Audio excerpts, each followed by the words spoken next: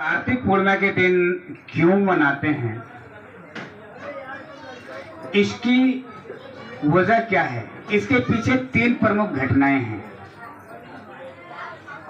जिसका जिक्र इतिहास में तो मिल जाता है, लेकिन जो आडंबर के नाम पर कन्वर्ट करके दीपदानोत्सव को दीपावली में परिवर्तित किया गया है वहां पर नहीं होता, क्योंकि जो उन्होंने उदाहरण पेश किया है वो सरासर गलत है, कहीं से भी सिद्ध नहीं होता है। लेकिन जो दीपदानोत्सव मनाने का कारण है, इसके पीछे 3 प्रमुख घटनाएं घटती हैं। सबको पता है कि कपिलवस्तु में महाराजा शुद्धोधन थे, जिनकी 2 पत्नियां थी और उनका जो एकमात्र पुत्र था जिसका नाम सिद्धार्थ कुमार था, और बचपन से ही वो ऐसे शांति स्वभाव का था कि पैदा होने के बाद जब पूरे क्षेत्र के ज्योतिषियों को बुलाया गया कि बच्चे का भविष्य देखा जाए, तो सबने यही कहा था, जितने ज्योतिष थे, कि या तो यह लड़का चक्रवर्ती सम्राट बनेगा या तो सन्यासी बनेगा। यही चिंता राजा को सताती थी कि कहीं मेरा बेटा सन्यासी ना बन जाए, नहीं तो राजमहल का क्या होगा। राजा शुद्धोधन ने सिद्धार्थ कुमार के लिए बेशुमार व्यवस्थाएं किया, सर्दी के लिए अलग, गर्मी के लिए अलग, वर्षा ऋतु के लिए अलग, बसंत ऋतु के लिए अलग, सारे मौसम के लिए उन्हें रहने के लिए राजमहल थे, बेशुमार सुविधाएं थी और उनकी खुशियों के लिए ना जाने क्या क्या किया कि जिससे कि यह राजपाट चलाने के लिए अग्रणी हो और संन्यास का रास्ता त्याग दें। लेकिन सिद्धार्थ कुमार का जो स्वभाव था वह अलग ही था। कहीं क्षेत्र में कोई लड़ाई होती थी तो वह उसमें लड़ाई ना करा करके बल्कि शांति बनाए रखने की अपील करते थे और शायद वह भी समस्या हल कर देते थे। एक बार जल बंटवारे के विवाद थे लिच्छवियों के बीच में, तो वहां भी उन्होंने संधि कराई थी। एक बार उनके चचेरा भाई देवदत्त ने जब हंस का शिकार किया था तो हंस को उन्होंने पकड़ा और उसके लिए भी झगड़ा हुआ दोनों भाइयों में कि हंस मेरा है और हंस मेरा है। तो जब फैसला राजा ने सुनाया तो ये हुआ कि प्राण लेने वालों से ज्यादा हक प्राण देने वालों का है।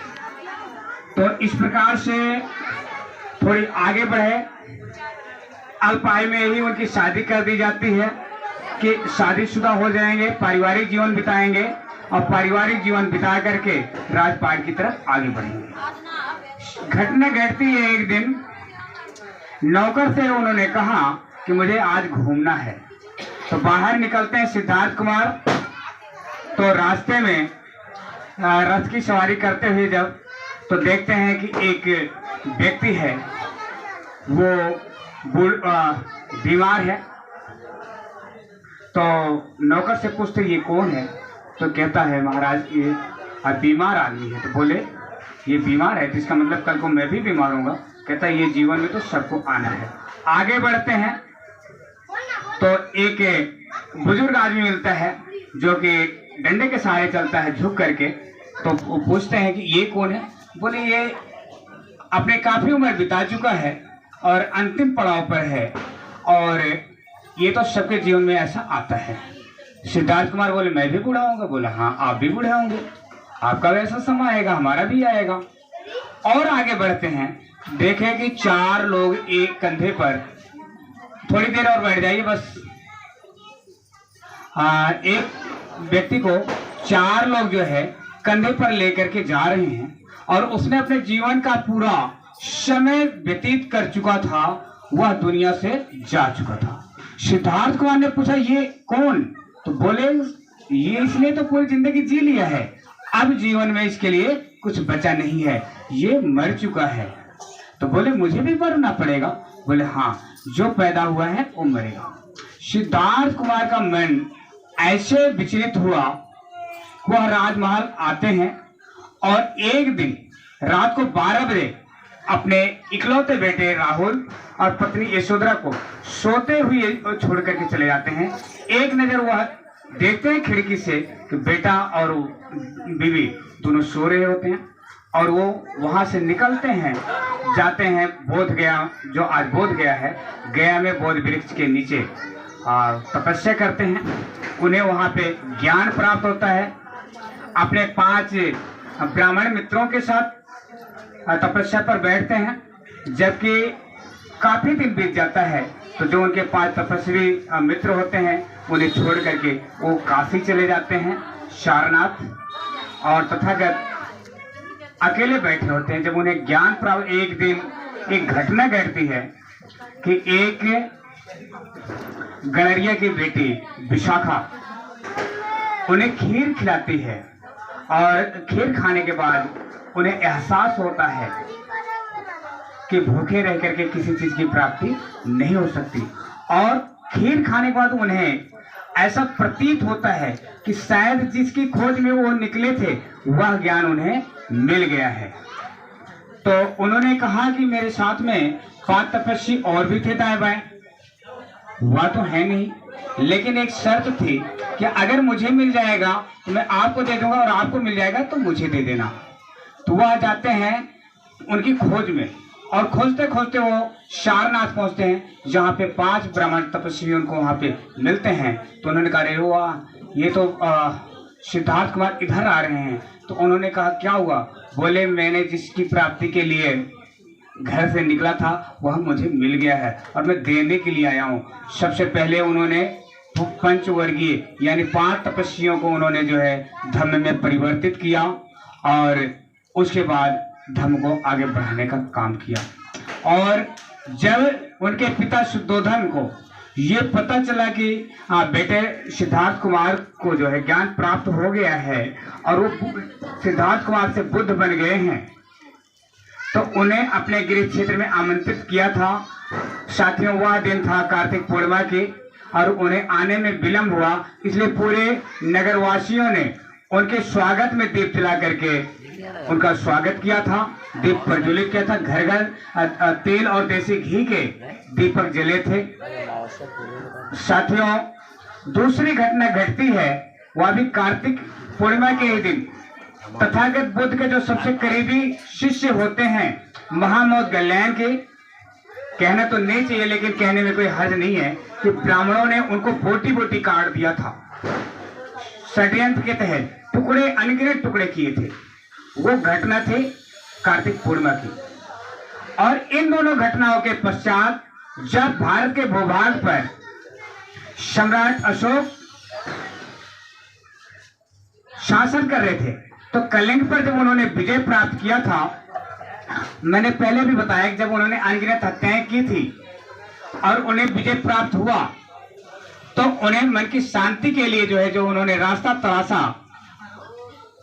पत्नी कर्मा ने जो बताया, सुझाव दिया कि सामने बहुत भिक्षु आ रहे हैं, हम इनसे जो है कि पूछते हैं, शायद इनकी स्वभाव जो देखने में बहुत शांति लग रही है, शायद यह रास्ता बता देंगे। बहुत भिक्षु ने उन्हें रास्ता बताया कि तथागत बुद्ध के शरण के अलावा आपको कहीं शांति नहीं मिल सकती। तो सम्राट अशोक ने शस्त्र को रखा और धर्म को धारण किया। और जब सम्राट अशोक को पता चला कि तथागत बुद्ध ने अपने जीवन काल में 84,000 उपदेश दिए हैं, तो उन्होंने पूरे भारत में 84,000 बौद्ध विहार और स्तूप बनवाए थे। और एक साथ दीप प्रज्वलित करने का उन्होंने जो चयन किया था वो था कार्तिक पूर्णिमा। उसका जो नामकरण दिया गया था वो था धम्म दीप ज्ञानोत्सव, यानी उन्होंने ज्ञान का दीप जलाया था। सिर्फ दीपक इसलिए नहीं जलाया था उजाला करने के लिए, उन्होंने ज्ञान का दीपक जलाया था, प्रकाश में किया था, तो ज्ञान बांटा था। यही कारण है कि कार्तिक पूर्णिमा के दिन दीप दानोत्सव मनाया जाने लगा। लेकिन जैसे जैसे सत्ता परिवर्तन हुआ, जैसे जैसे राजाओं का आदान प्रदान हुआ, जिसकी सत्ता आई जो मर्जी चाहा वो करवा लिया। जब इस देश में आर्यों का शासन आया, सारे बुद्ध विहारों को तोड़ करके मंदिरों में तब्दील कर दिया गया। और मैं बताना चाहूंगा, आज जो अयोध्या नाम पड़ा है, इसके पीछे बहुत बड़ा कारण है। अयोध्या का मतलब जहां पे कोई युद्ध ना हुआ हो, लेकिन प्रसेनजीत जिसे हम अंगुलीमाल के नाम से जानते हैं, जब अंगुलीमाल ने धर्म धारण किया था तो बावरी नाम के बौद्ध भिक्षुक के लिए साकेत नगरी, आज भी अयोध्या को साकेत ही कहते हैं, साकेत नगरी में बहुत बड़ा उसने विहार बनवाया था बावरी नामक भिक्षु के रहने के लिए। वहां पर जब पुष्यमित्र शुंग ने आखिरी बौद्ध सम्राट बृहद्रथ मौर्य की पाटलिपुत्र पटना में हत्या करता है, तो सीधे वहां से जो है साकेत आता है, और साकेत में जितने बौद्धिस्ट होते हैं, जितने बौद्ध भिक्षु होते हैं, सबके सर कलम करवाता है। और जो वहां घाघरा नदी आज बह रही है, जिसे हम सरजू के नाम से जानते हैं, हमारे बौद्धों के अनगिनत सर काट करके उसमें फेंके गए हैं। और एक बौद्ध भिक्षु के सर काटने पर 100 सोने के सर फेंकी जाती थी। कुछ लोगों ने बार बार वही ले जाकर के पुष्यमित्र शुंग के सामने पेश करते थे, मैंने तो आज एक सिरा और काट करके लाया। तो उसने क्या किया कि पत्थर रखवाया, बहुत बड़ा पत्थर, और पत्थर पे सिर को कुचलना शुरू करवा दिया कि चेहरा खराब हो जाएगा, दोबारा दिखाने लायक नहीं रहोगे। इस प्रकार से घाघरा नदी को सरजू नदी घोषित किया गया है। और वहीं पे 2 कवि थे, एक अग्नि शर्मा नाम का था और एक तुलसीदास दुबे। दोनों ने पुष्यमित्र शुंग को सामने रख करके 2 रामायण लिखी। जो वाल्मीकि रामायण लिखी अग्नि शर्मा ने, वो वाल्मीकि समाज से नहीं है। इतिहास गवाह है कि जिस समय हमारे समाज के लोगों को पढ़ने लिखने का अधिकार नहीं था, उस समय संस्कृत में वो कैसे लिख सकते थे। और मैं मान भी लेता हूं कि अगर वाल्मीकि समाज से थे, तो आज वाल्मीकि समाज के लोगों को नालियां साफ करने के लिए, टट्टियां साफ करने के लिए क्यों कहा गया? उन्हें तो किताब देकर के स्कूल में मास्टर बना करके रखना चाहिए था, प्रोफेसर और कुलपति बनाना चाहिए था, और उनकी तो पूजा करनी चाहिए थी। लेकिन आज वाल्मीकि समाज को कितनी हीन भावना से देखा जाता है, मैं ये सवाल करता हूं, मुझे इसका जवाब चाहिए। अगर कोई ये कहता है कि वाल्मीकि समाज से थे, तो मैं कदापि नहीं मानता कि वाल्मीकि समाज से थे। वो अग्नि शर्मा नाम का ब्राह्मण था। सिर्फ थोपा गया है। और भंगी नाम कैसे पड़ा, मैं ये भी बता दूं, क्योंकि वो तथागत बुद्ध को मानने वाले लोग थे। वो अंधविश्वास में विश्वास नहीं रखते थे। जब कहीं अंधविश्वास फैलाया जाता था तो कहीं थूक देते थे, कहीं सुसु कर देते थे, तो उनका जो अनुष्ठान होता था वो भंग हो जाता था। तो उनको भंग कहते करते करते उनका नाम भंगी करार दिया गया कि तुम जो है नास्तिक हो, किसी चीज को मानते नहीं हो। उन्होंने कहा मैं गलत को नहीं मानता हूं। आज भी हमारा समाज जो अगर ओरिजिनल है, अपने इतिहास को जानता है, वो वाल्मीकि की जगह भंगी लिखता है और गर्व से कहता है कि मैं भंगी हूं, तो मैं नास्तिक हूं, किसी अंधविश्वास को नहीं मानता हूं। लेकिन जिसने अंधविश्वास में फंस गया वो बदल गया। आज जो यहाँ पे गिने चुने लोग हैं, ये कौन लोग हैं? जिनको अपने बाप दादाओं का इतिहास पता हो गया कि हम इस देश के राजवंशज हैं, वो आगे आ रहा है। जिसको ये पता नहीं, ये तो बाप दादा करते चले आए थे। जैसे कि अभी सुमन जी ने बताया ना कि मेरे दादा के दादा करते थे। अरे दादा के दादा अनपढ़ थे, वो गुलामी के जंजीरों में जकड़े थे, लेकिन महात्मा ज्योतिबा फुले, राष्ट्रमाता सावित्रीबाई फुले, फातिमा शेख ने आपके लिए शिक्षा के दरवाजे खोले। बाबा साहब डॉक्टर अम्बेडकर ने भारतीय संविधान में आपको अधिकार दिया। माननीय कांशीराम साहब ने आपको जो है 3 प्लेटफार्म दिए। उन्होंने आपके लिए राजनीतिक पार्टी बना करके दी। उन्होंने बामसेफ नाम के आपको संगठन दिया, बीपीएफ नाम के आपको ये एक सुरक्षा गार्ड तैयार करके दिया। लेकिन अगर हम अपने इतिहास को ना जाने, हम अपने घर को ना समझे, दूसरे के घर में रहेंगे तो मारे जरूर जाएंगे। दूसरे के इतिहास को पढ़ेंगे जरूर मारे जाएंगे। आज इतिहास गवाह है, सामने है। हर त्योहार के नाम पर हमारे लोगों की हत्याएं होती हैं। यहां तक कि न तो नवरात्रि के समय हमारी बहन बेटियां सुरक्षित हैं, और न ही तो जो है अभी करवा चौथ के नाम पे कितनी हत्याएं हुई हैं, लेकिन फिर भी अंधकार में हमारे समाज के लोग जिंदा हैं। कारण क्या है कि जब गलत को मानोगे तो भुगतान कौन करेगा? सच को मानोगे तो आंच नहीं आएगी। कहते ना साच है तो आंच नहीं आती है। लेकिन अगर गलत को मानोगे तो भुगतान कौन करेगा? गलती अगर हम करेंगे तो उसका भुगतान हम करेंगे। तो साथियों, बाबा साहब डॉक्टर अम्बेडकर ने भारतीय संविधान में आपके लिए सारे अधिकार दिए हैं। माननीय कांशीराम साहब ने उस अधिकार को प्राप्त करने के लिए, आपको इस देश का राजा बनने के लिए राजनीतिक प्लेटफॉर्म दिया है। लेकिन हमारे लोग तो दूसरे की तलवे चाटने पे खुश रहते हैं। कोई दूसरा कह देगा तो उसी बात को मान लेंगे, लेकिन अपने प्लेटफॉर्म को मजबूत नहीं करेंगे, अपने घर को मजबूत नहीं करेंगे। अरे जब तक आप अपने आप को मजबूत नहीं बनोगे ना, तब तक आपका कोई काम होने वाला नहीं, आपको कोई सुनने वाला नहीं है। ये नीतू जी अगर यहाँ से पार्षद बनी होती तो आज जो चुनाव भट्टी की दुर्दशा है शायद नहीं होती। लेकिन आज जिसको आपने पार्षद बना करके भेज दिया है, कभी आप लोगों ने, मेरे ख्याल जितने लोग बैठे हैं, किसी ने शकल नहीं देखा होगा जीतने के बाद। कारण क्या है? कारण यही है कि जब गैर को आप मजबूत करोगे तो अपने आप को कमजोर बनोगे, लेकिन जब अपने को मजबूत करोगे तो अपना काम कराओगे। तो अभी भी समय है, 2025 में अगर हम चाह लें, तथागत बुद्ध ने जो धम्म दिया है, बराबरी का ज्ञान का रास्ता बताया है, हमें करुणा प्रज्ञाशील का जो मार्ग दिया है, हमें जो पंचशील दिया है, अगर आप पंचशील का पालन करोगे, मैं गारंटी देता हूं कि पूरे भारत में नहीं, ऑल वर्ल्ड में आपके ऊपर कभी एफआईआर दर्ज नहीं हो सकती। लेकिन अगर आपने पंचशील का विरोध किया तो आपको पल भर में जो है कि एफआईआर दर्ज होगी। पंचशील आपके जीवन का आधार है, लेकिन हमें उससे लेना देना नहीं है। हम तो वो चीज मानेंगे जिससे हमें लेना देना नहीं है, हम उस चीज को मानेंगे, लेकिन जिससे लेना देना है उससे हमें कोई लेना देना नहीं, हम उस चीज को मानेंगे नहीं। जब गलत हम करेंगे तो भुगतान कौन करेगा? तथागत बुद्ध के जो पंचशील है कि पाणा पिपाता बेरमणि शिखा पद समाधियम, मतलब बिना कारण मैं किसी की हत्या नहीं करूंगा। अगर आप किसी को मारोगे, हत्या नहीं करोगे तो आप पे कौन केस करेगा भाई? लेकिन अगर ये कांड करोगे तो केस जरूर होगी। जो दूसरा शील है तथागत बुद्ध का, आदिन नदाना बेरमणि शिखा पदंग समाधियम, यानी कोई वस्तु है, चाहे उसके लायक हो या ना हो, या एक्स्ट्रा हो, और वो मेरे लायक है, जब तक वो नहीं देगा तब तक हम नहीं लेंगे। अगर गलती से हमने ले भी लिया, अगर उसने मुझे जो है आरोप लगा दिया तो भी हमारे ऊपर केस हो जाएगी। जो तीसरी सील है कामेशु मिच्छाचारा बेरमणि, अगर मैं किसी के प्रति गलत सोचूंगा, मेरी निगाहें गलत होंगी, वो हम पर केस कर देगा।